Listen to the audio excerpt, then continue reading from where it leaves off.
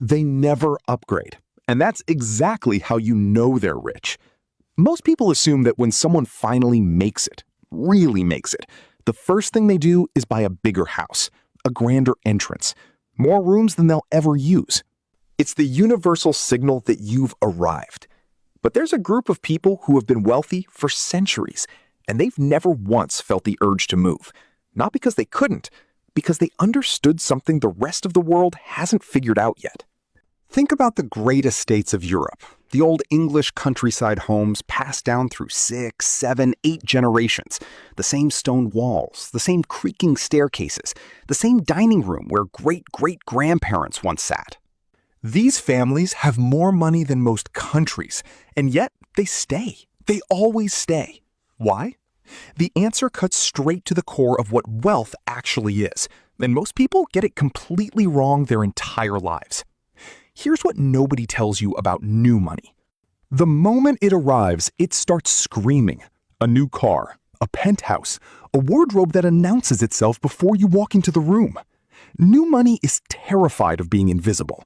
It confuses size with significance and spending with success. It needs the world to know, because deep down, it isn't sure the money will last.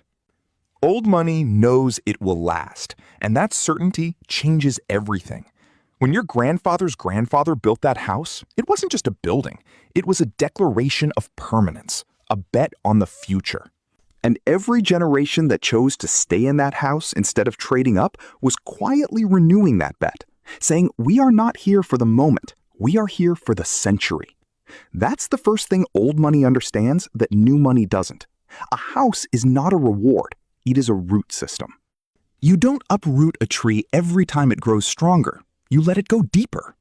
The house gets renovated quietly, privately. A new kitchen here, restored plasterwork there, but the address never changes. The postcode stays the same, because the value of that address isn't in its size.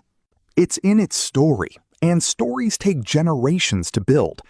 Now, think about what actually happens when someone moves to a bigger house. They tell themselves it's an investment, more space for the family, a reflection of how far they've come. But look at what they're really doing. They're starting over. New neighbors who don't know their name yet. New rooms that have no memory. New walls that hold no history. They've traded depth for square footage, and they don't even realize what they've lost. Old money families would look at that trade and quietly shake their heads, because they know something about what a house actually does for a family over time. It becomes an anchor, a shared reference point, the place every cousin comes back to.